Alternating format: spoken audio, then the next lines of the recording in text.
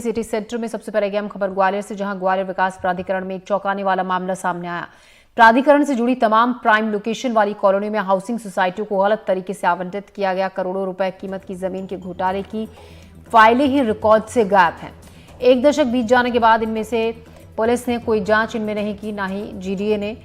ये घोटाला 100 करोड़ से ज्यादा का बताया जा रहा है। इस घोटाले का खुलासा 10 साल पहले हुआ था। अब इस मामले में जीडीए के नए सीईओ नरोत्तम भार्गव ने पुलिस को एक पत्र लिखा है और एक दशक से इसको लेकर क्या कार्रवाई हुई, पुलिस से रिपोर्ट मांगी है।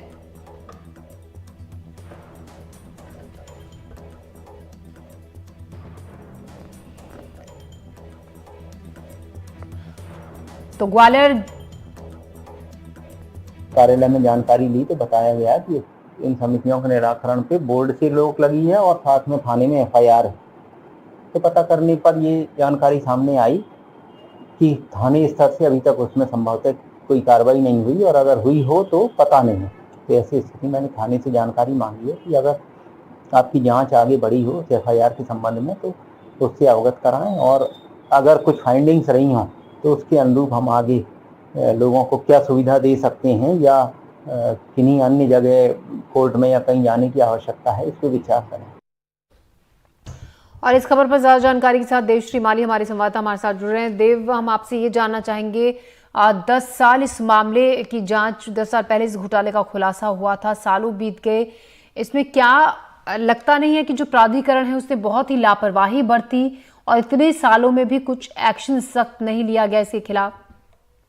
जी बिल्कुल ज्योति जी, देखिए लापरवाही नहीं कहेंगे हम इसको, बल्कि ये कहेंगे मिली भगत इसमें सभी की रही है।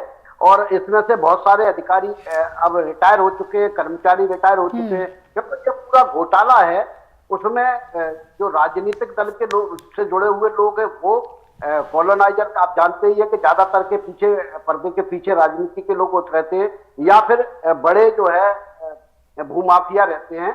तो ये और इनके जीडीए के अधिकारी, इन्होंने मिलकर ये बड़ा घोटाला किया है, जो यहाँ के सबसे पॉश इलाके जीडीए ने डेवलप किए, चाहे वो सिटी सेंटर हो, चाहे वो दीनदयाल नगर हो, दीनदयाल नगर के पीछे शताब्दीपुरम हो, या आनंद नगर या विनय नगर हो। ऐसे इलाके हैं जहाँ की जमीन की कीमत आज हजारों रुपए प्रति स्क्वायर फुट में है। 10 से लेके 15,000 रुपए स्क्वायर फुट की जमीन है। तो ये 100 से नहीं बल्कि 200-400 करोड़ का घोटाला आज की तारीख में तो माना जाना चाहिए। लेकिन जब हुआ था तब भी ये 100 करोड़ के आसपास का घोटाला था। और जब इसकी छानबीन शुरू हुई, जांच पड़ताल शुरू हुई, तो पता लगा कि इसकी सारी की सारी जो मूल फाइलें, वो फाइलें ही गायब कर दी गई हैं। दरअसल इसमें होता यह है कि उस समय ये नियम था कि कोई भी कॉलोनाइजर अपनी जमीन पूल लैंड में जीडीओ को देता। देव, आप म्यूट हो गए हैं, आप अनम्यूट जी। उनको प्लॉट बना के जो भेजा जाता था, लेकिन सस्ती जमीन लेके जो कौड़ियों के भाव वाली जमीन थी, उसके बदले पॉश कॉलोनियों में जो है, पॉश इलाके में इनको प्लॉट आवंटित कर दिए गए। तो अब ये एक बार फिर 10 साल बाद इस घोटाले का जिन्न निकला है, और अब एक चिट्ठी लिखी गई है पुलिस को कि भाई बताएं क्या किया जाए ताकि हम कानूनी कार्रवाई करें। जी देव, नए सीईओ ने अब इसमें एक्शन लिया है, फिर से जो दबी फाइलें थी उनको निकलवाया। इस मामले में अब जांच की शुरुआत की गई।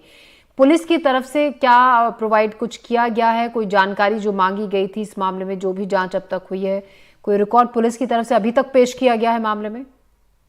नहीं, ये मामला अब कल ही बिल्कुल प्रोसेस में आया।